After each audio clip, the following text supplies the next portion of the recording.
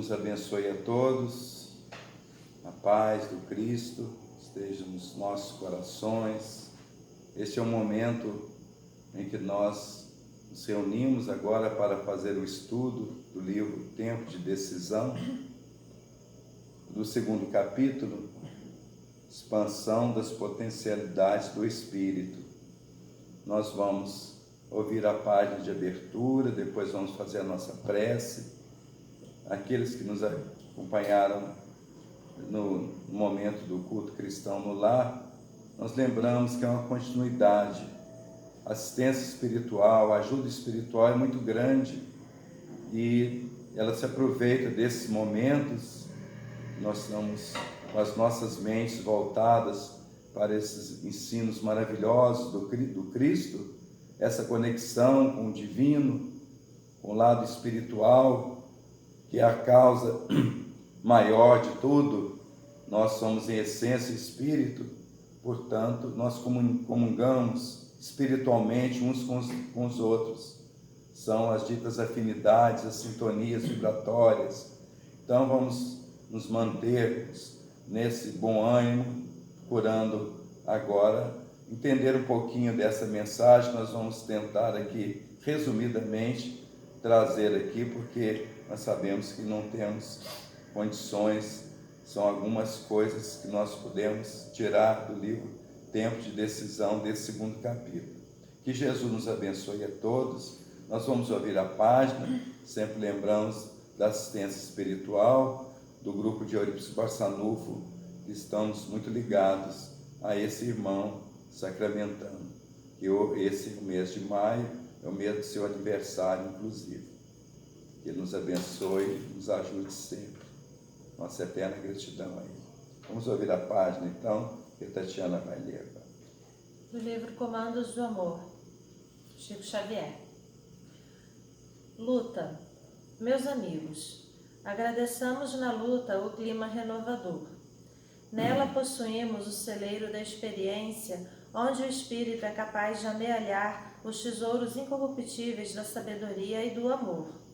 A luta é alimento, pão da alma, força de crescimento do ser para a vida maior. Sem que a vida e a morte estabeleçam conflito na terra, a imortalidade não se divinizaria para os homens. É necessário que a claridade combata a sombra, que a alegria sobrepuja o sofrimento, que a esperança fustigue a descrença, a fim de que possamos selecionar os valores que nos habilitem a vitória espiritual a que nos destinamos. No mundo terrestre, bendita escola multimilenária do nosso aperfeiçoamento espiritual, tudo é exercício, experimentação e trabalho intenso. Do atrito nasce a luz, quanto o equilíbrio nasce do esforço de adaptação. É imperioso nos resignemos a perder quanto signifique roupagem servida e inútil para que nosso espírito avance no rumo da transformação para as luzes mais altas. Sem que a semente abandone o envoltório, não há germinação para a sementeira. Sem o calor asfixiante, o vaso nobre deixaria de existir. E sem o cinzel que martiriza a pedra selvagem, a obra-prima da escultura jamais seria arrancada a matéria bruta para o nosso ideal de beleza. Somos, porém, mais que a sementeira, mais que o vaso, mais que a estátua. Somos filhos de Deus, em desenvolvimento, que podemos acelerar, aceitando as injunções da luta, ou que podemos atrasar, com a nossa preferência pelo repouso ou pela inércia.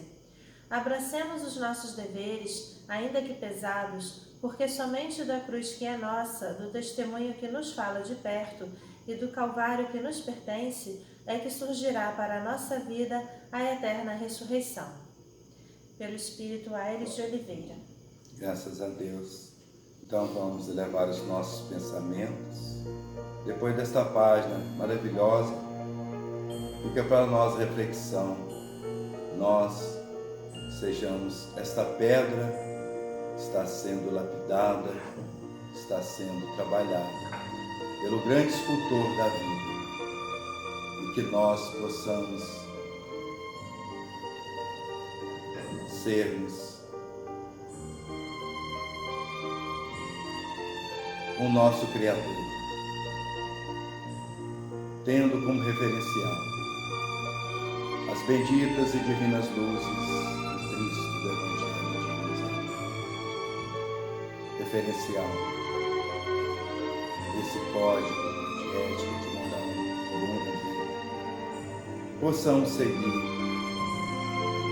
essa grande busca para que nós sejamos então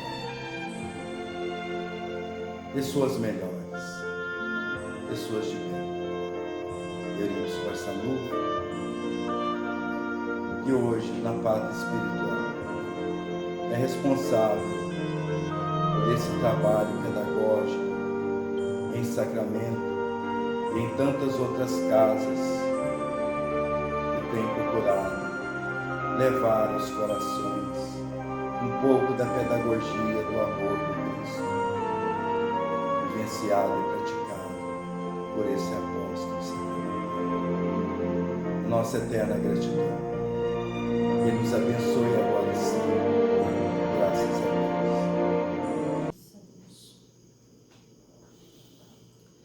Deus. Bom, então nós vamos estudar o capítulo 2, expansão das potencialidades do Espírito. Nesse capítulo nós destacamos duas partes, né? Podemos dividir em duas partes.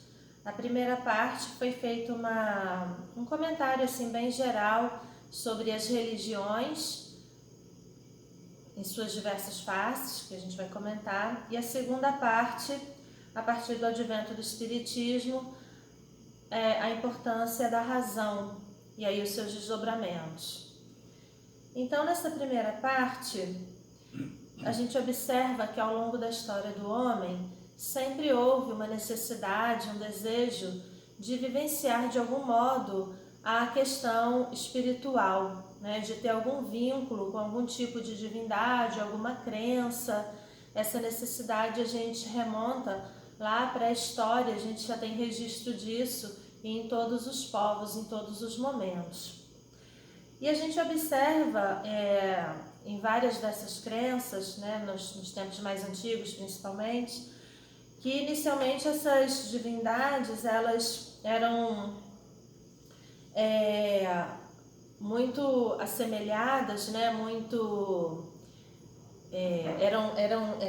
me fugiu aqui a palavra, elas eram tidas, né, com características, elas eram caracterizadas com elementos da natureza, do reino animal, e muitas vezes elas recebiam os próprios atributos humanos. Então você tinha divindades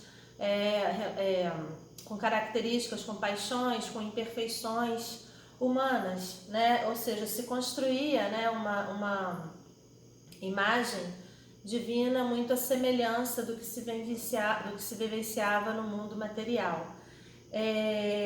Um outro aspecto que se observa também, uma valorização grande da questão da imagem em si, do culto exterior. E a partir da vinda de Jesus, né, do cristianismo, Jesus apresenta um outro conceito, né, de divindade, trazendo a ideia de Pai, né, de um Deus que é um Deus amor, e com todas, mas que é também um Deus de justiça, né, é um Deus também né, que traz todas as suas leis, né, para serem cumpridas.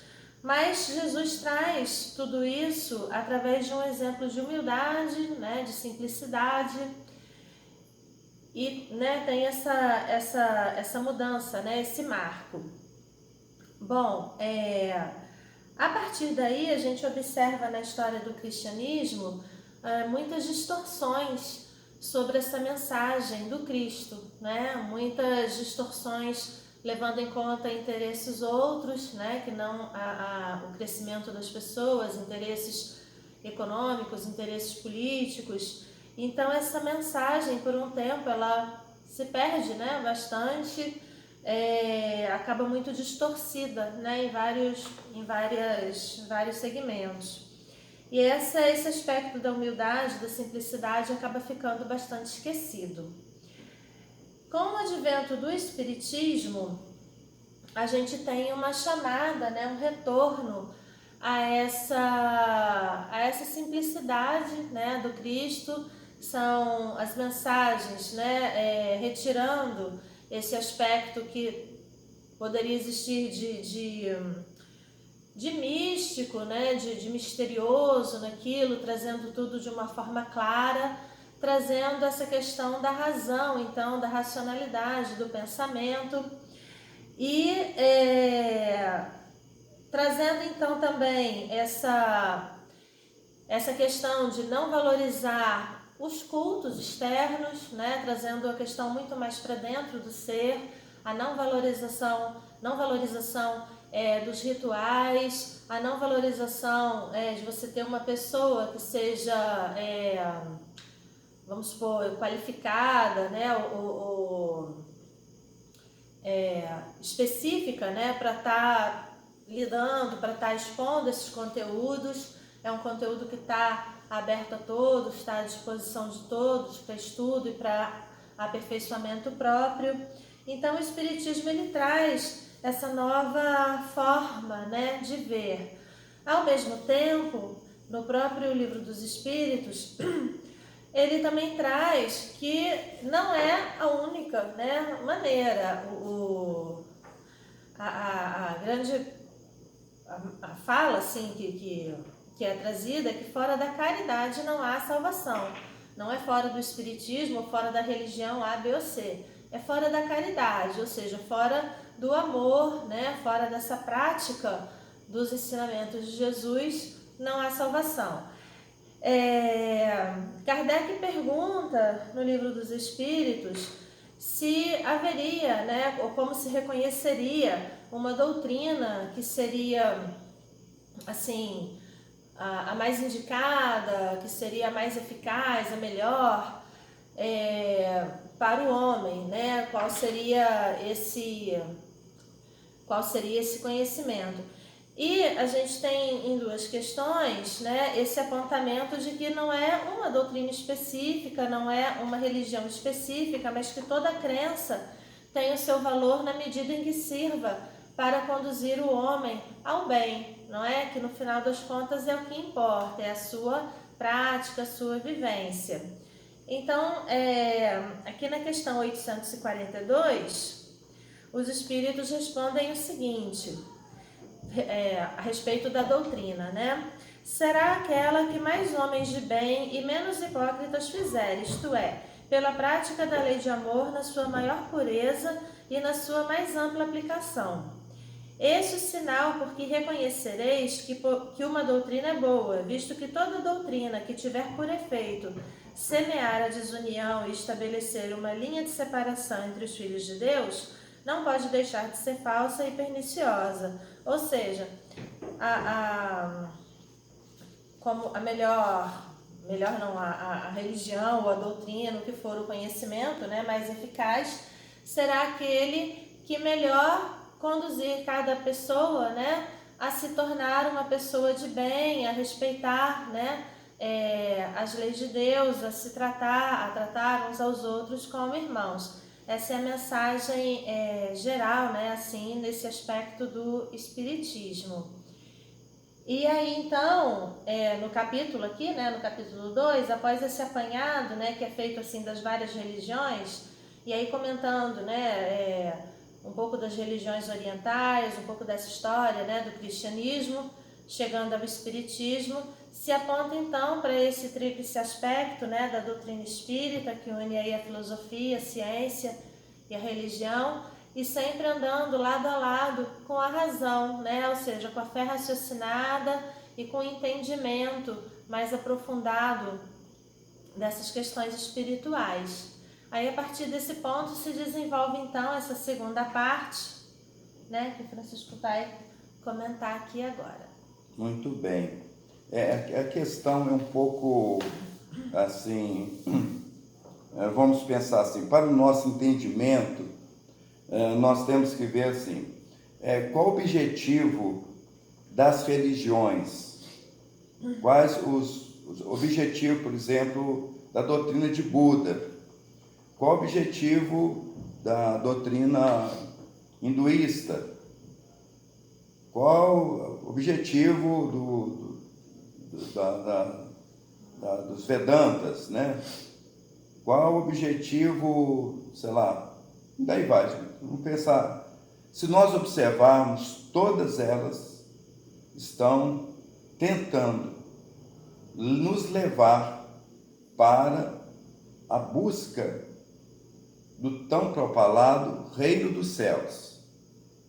Quando Jesus vem dizendo, começa a falar sobre o reino dos céus, trazendo uma nova visão, ele está querendo mostrar para nós que este estado de espírito, de comunhão, é o despertar da consciência, da nossa consciência, para os sentimentos de amor desse Criador, que se chama de Pai. Mas ele diz o seguinte, que este Pai, este Deus, pode ser simplificado quando é perguntado a ele por um dos apóstolos, por João, o que é Deus?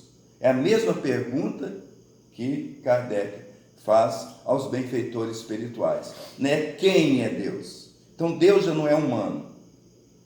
Então nós já saímos já daquela ideia, né, desse Deus antropomórfico, né? Então nós agora, o objetivo é nós vivenciarmos Deus.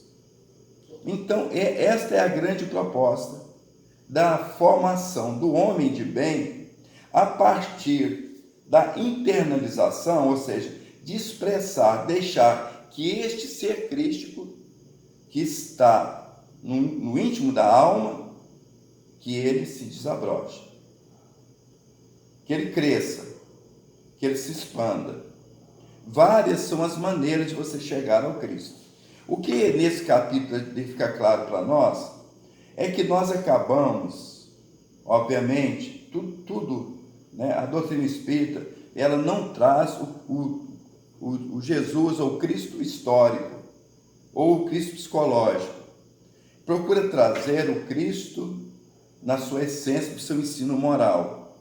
Ou seja, ela fala ao espírito, a essência. Essa foi a pedagogia de Jesus. E nesta essência, ele sabe que todas as vezes que ele usa de misericórdia, um sentimento de grande elevo, esse sentimento é um sentimento tão extraordinário que nós lembramos, nós vamos falar daqui um pouquinho. O Evangelho diz assim, o Evangelho de Mateus diz assim: sedes perfeitos, como perfeito é o vosso Pai. O Evangelho de Lucas já diz assim: sedes misericordiosos, como misericordioso é o vosso Pai. Então, muito bem, nós precisamos de resgatar a nossa essência, conforme nós já falamos, que é trabalhar sentimentos. Nós começamos, então, trabalhando os sentimentos e nós vamos, então, nos libertando das coisas exteriores. Nós vamos ver que nós somos um ser único. Cada um de nós é um ser único. Somos individualidades. E essa individualidade que sou eu, esse grande projeto divino, ele precisa de estar sempre em equilíbrio, porque é da sua origem, é do seu Criador, essa essência divina. Então, o que acontece? O mundo nos distrai, nos chama para outras questões. A sociedade competitiva, o ter, o belo, a suntuosidade nos embevece. Nós ficamos extasiados ao ver o belo. Mas são os templos, como tantos outros. Só para dizer o maior de todos na história digamos assim, do Deus único, de Moisés. Jerusalém é a cidade santa. Vamos dizer, o templo mais suntuoso. Está hoje, reduzido a um muro das lamentações, o templo de Salomão. Porque todos esses templos são perecíveis. Eles desabarão. Mas o templo que Jesus veio para nos ensinar é o templo do Espírito. Então, se nós não entendemos isso, mas você vai dizer que não é majestoso você chegar numa catedral, por exemplo. Nós estamos aqui no Rio de Janeiro, a Catedral do Rio de Janeiro, belíssimo. A Igreja da Candelária, belíssimo. Obras, você as tem, entendeu? A arte sacra é uma coisa maravilhosa. Mas isto está nos conduzindo a Deus. Isso está sendo um meio para nós internalizarmos e deixar sair esse Deus em nós, através das ações, do trabalho, muitas vezes do suor e da lágrima. Nós temos o exemplo de Paulo de Tarso, como sofreu e como se entregou-se e integrou-se com Cristo, com o divino que nós carregamos dentro de nós. Então, esta viagem, essa busca, é a mesma busca que nós vamos aprender na yoga, vamos aprender nas diversas outras formas de encontrar Deus. Ou seja, é o equilíbrio. Nós precisamos de estarmos em harmonia, em paz. Mas a doutrina, ela vem nos despertar uma questão. Ela nasce num período do iluminismo, onde a religião estava sendo ridicularizada. Por quê? Porque não era compatível com a ciência. Então, o que acontece? Não alimentava. Estava criando cada dia mais a visão materialista. O homem passando a ser o Deus do universo. Então, o que aconteceu? A espiritualidade, os benfeitores, obviamente, que nesse momento, o pessoal, o povo, está muito na razão. Então, está na hora de nós chegarmos com esse atributo da divindade através da razão. Então, esse é o grande chamamento. Espera aí, olha, tudo bem, nós não vamos derrubar o que está aí. Nós não vamos dizer que você entrar num templo para a sua meditação, para a sua oração, aí um local, um refúgio, é muito importante. É isso aí, para não descaracterizar. Agora, o mais importante é o que esse meio que eu estou utilizando para atingir o objetivo,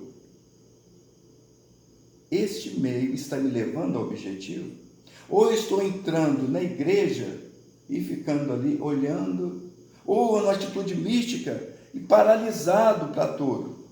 Então é o seguinte, nós temos que ver que nós temos muitas vidas e trazemos muitas coisas impregnadas em nós.